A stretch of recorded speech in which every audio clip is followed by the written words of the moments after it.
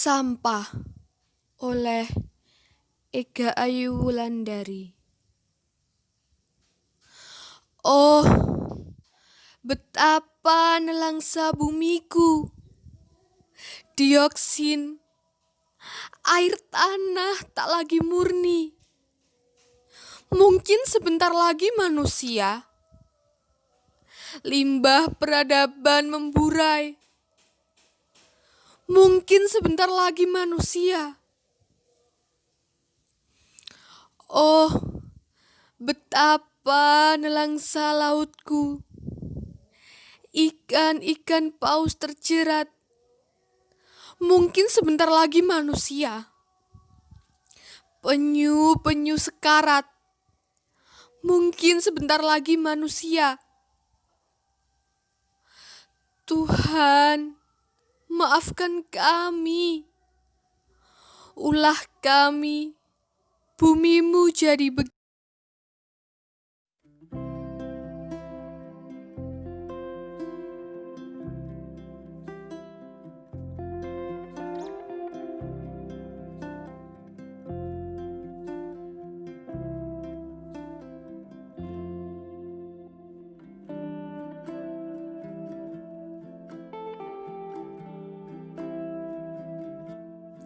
Jika limbah plastik dibakar, maka akan menghasilkan zat kimia yang berbahaya jika terhirup oleh manusia. Dilansir dari CNN Indonesia, peneliti polimer di Pusat Penelitian Kimia Lembaga Ilmu Pengetahuan Indonesia atau LIPI, Wita Kartika Restu mengemukakan bahwa berbagai jenis plastik kalau tidak mau menghasilkan polusi maka harus dibakar dalam suhu yang tinggi. Tapi, kalau suhunya rendah, kemungkinan ada senyawa dioksin yang akan terbakar. Dioksin dapat menyebabkan gangguan sistem kekebalan tubuh, mengganggu perkembangan sistem syaraf, mengganggu sistem endokrin dan fungsi reproduksi, bahkan dapat menyebabkan kanker.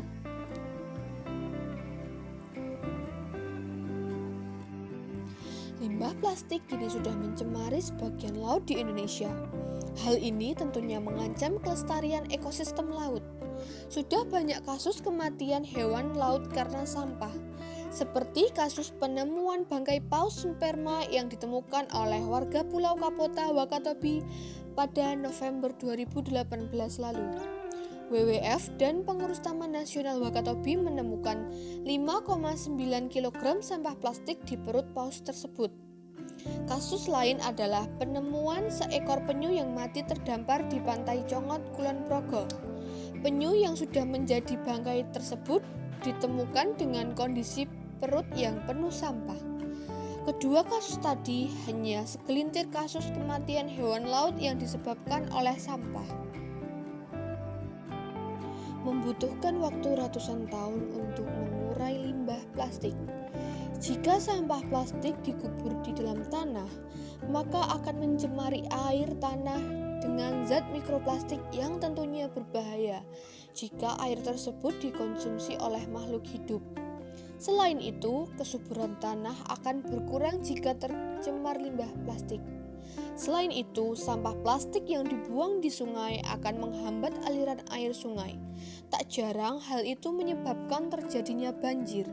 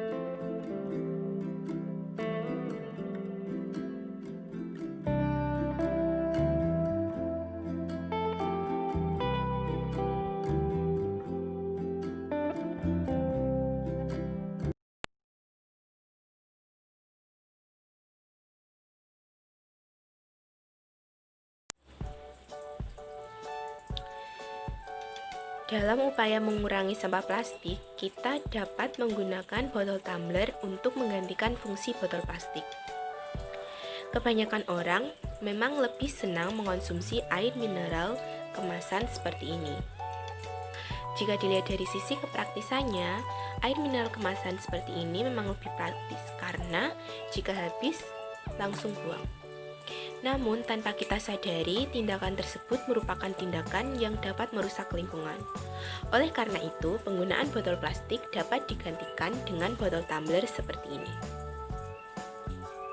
Menggunakan botol tumbler merupakan tindakan yang jauh lebih ramah lingkungan daripada menggunakan botol plastik.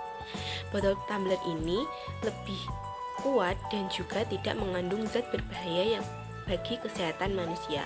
Selain itu, botol tumbler ini dapat digunakan lebih dari satu kali sehingga kita dapat mengurangi produksi sampah dalam kehidupan sehari-hari. Selain itu, kita juga dapat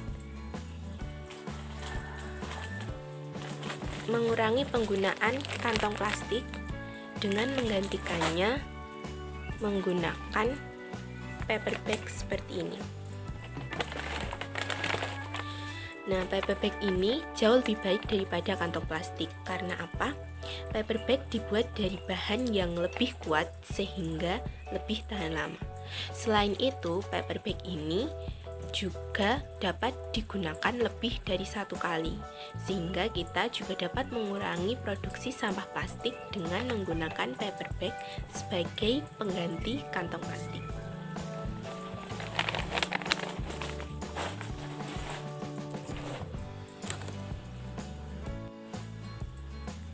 Tips selanjutnya yaitu mengganti penggunaan bungkus makanan dari styrofoam dengan benda lain. Penggunaan bungkus makanan berbahan styrofoam seperti ini memang sangat banyak sekali kita jumpai di kalangan masyarakat.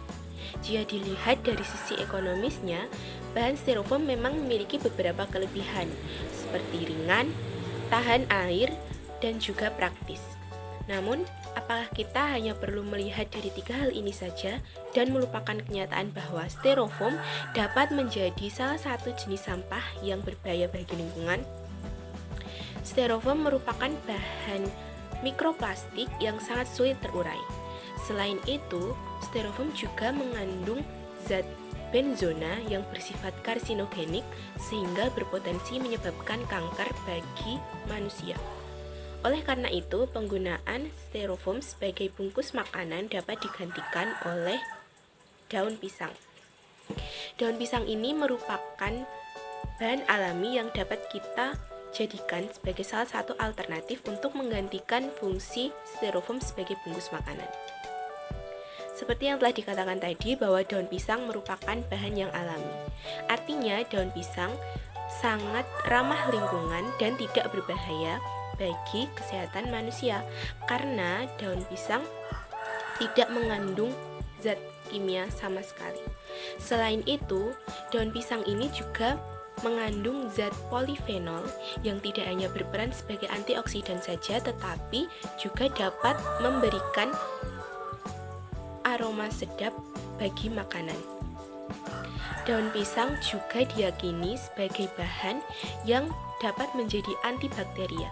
Karena itu, makanan yang dibungkus dengan daun pisang dapat tahan lama dan terhindar dari bakteri.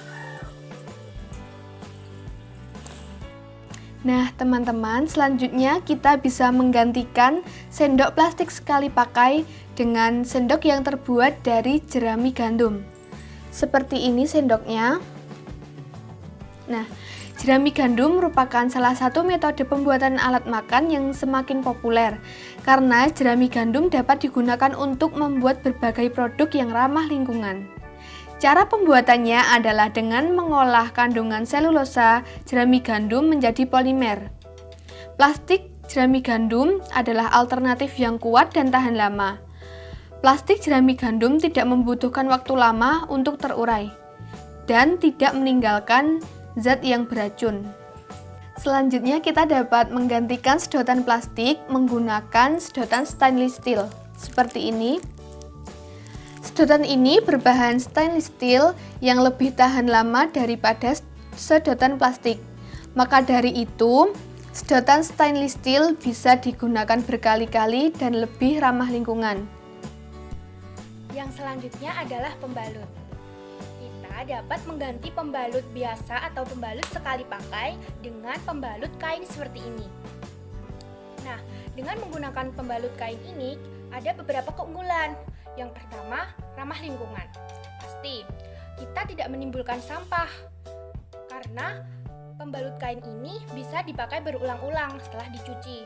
Yang kedua, lebih aman karena tidak mengandung bahan-bahan kimia seperti pembalut biasa. Yang ketiga, lebih hemat. Iya, lebih hemat karena setiap bulannya kita tidak perlu mengeluarkan uang untuk membeli pembalut. Kita dapat menggunakan pembalut kain berulang kali. Nah, selanjutnya kita tahu bahwa masyarakat Indonesia sangatlah konsumtif. Jadi setiap berbelanja pasti memakai kantong plastik. Nah, padahal kantong plastik itu sangat sulit diuraikan. Nah, kita harus meminimalisir penggunaan kantong plastik. Kita harus mengganti kantong plastik seperti ini dengan menggunakan tas belanja seperti ini. Ketika berbelanja, kita bisa membawa tas belanja seperti ini, tas dari kain. Ini besar dan bisa dilipat. Ini sangat ramah lingkungan. Selain itu, dia lebih aman karena dia tidak mudah sobek ketika membawa beban yang cukup berat dibandingkan dengan plastik seperti ini. Ini mudah robek ketika membawa beban yang berat. Kalau ini tidak. Dia lebih kuat dan dia lebih ramah lingkungan. Kita harus meminimalisir plastik.